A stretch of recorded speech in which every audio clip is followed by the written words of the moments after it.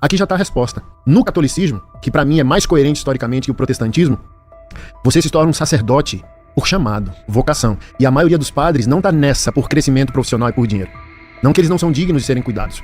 Mas hoje, a realidade entre nós pastores é que os pastores só entram no sacerdócio por causa de dinheiro. Nenhum padre briga com outro e abre uma igreja, porque a igreja é una, santa, católica e apostólica, ok?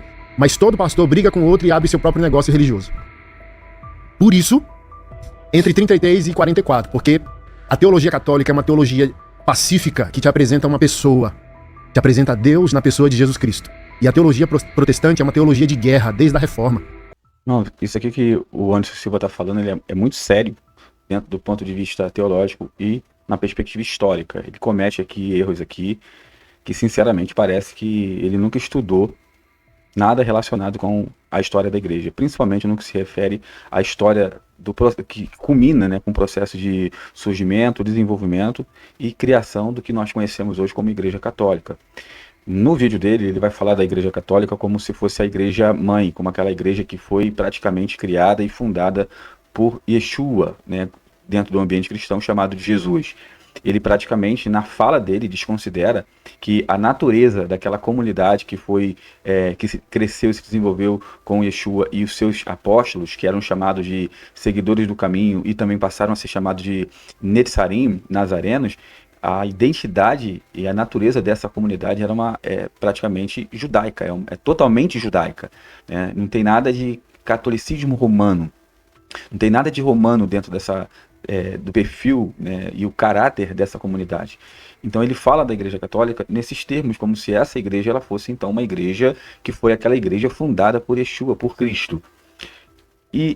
Mas quando ele fala, aqui ele praticamente tripudia dos historiadores, da história que faz parte do desenvolvimento dessa igreja, quando ele fala que a Igreja Católica ela tem uma teologia pacífica e que a teologia da igreja é uma teologia de guerra, aqui, meu irmão, ele pisa na bola feio. Por quê? O que acontece?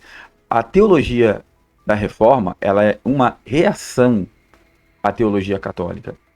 Então, nós falamos geralmente de Lutero como reformador, mas na verdade surgiram outros reformadores antes, né, de Lutero, que culminou com Lutero.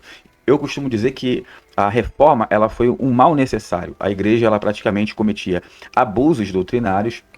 A interpretação da Bíblia era a interpretação da igreja, e então essas interpretações doutrinárias elas geraram diversos tipos de corrupções doutrinárias, e então a reforma vem justamente para tirar esse monopólio que a Igreja Católica tinha no que se refere à interpretação da Bíblia. Por exemplo, em 1290, por volta de 1290, no Concílio de Tolosa, nesse concílio que houve, né, durante esse período, a Igreja instituiu que a Bíblia deveria ser lida apenas em grego e latim. Então, assim, as pessoas não tinham acesso às escrituras.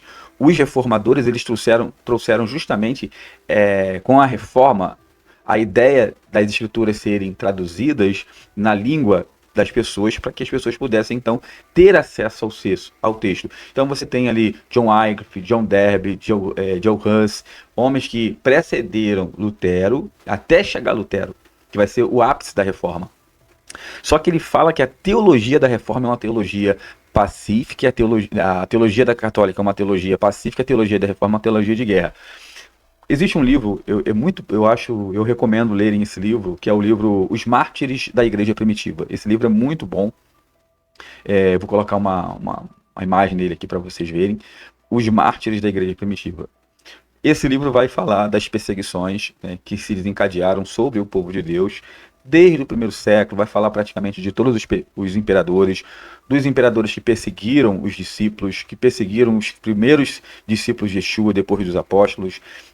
E ele vai entrar até então quando há o rompimento, né, dessa comunidade que até então era judaica, das suas raízes judaicas, e ele começa a mostrar então o processo que culminou com essa separação e o surgimento então do que nós conhecemos hoje como catolicismo.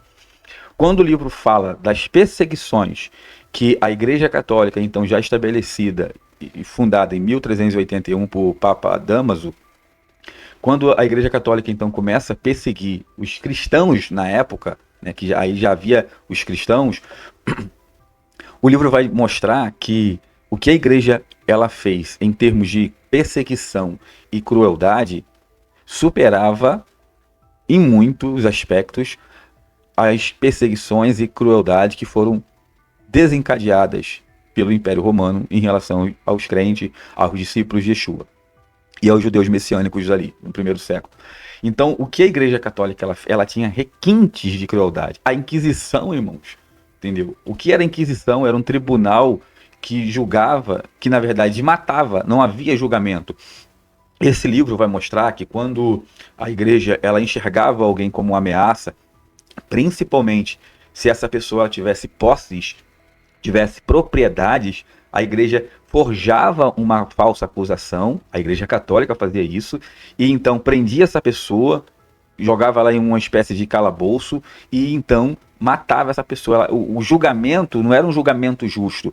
Inclusive, é até interessante falar disso, porque vai ser justamente aí, para quem estuda direito, boa parte dos direitos que foram conquistados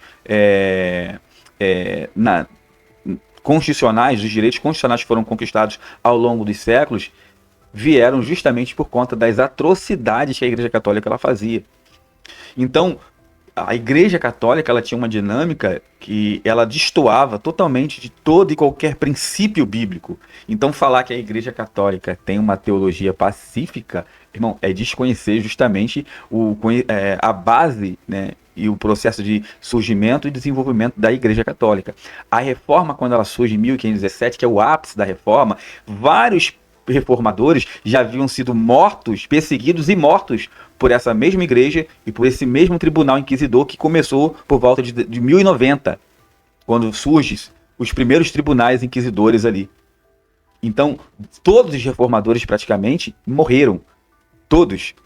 O ápice, muita gente fala de 1517 com Lutero, mas o ápice foi em 1517. Muitos morreram com essa teologia pacifista que você está se referindo, Anos. Eu não sei em que parte da história você está citando para falar de teologia pacifista da Igreja Católica. A Reforma é justamente uma tentativa desesperada de tirar o monopólio escritural, que era o que a Igreja ela lia o texto e interpretava como bem quisesse, utilizando justamente métodos que foram criados e sistematizados por Agostinho e Orígenes, que é o método alegórico de interpretação que permitia à igreja flexibilizar o texto, fazer o que quisesse com o texto. Então, que teologia pacifista é essa da Igreja Católica que você se refere, meu irmão? A teologia da Reforma é uma teologia de guerra? Se a Reforma surge por conta de perseguições reiteradas que eram feitas e promovidas pela Igreja Católica, e o que dizer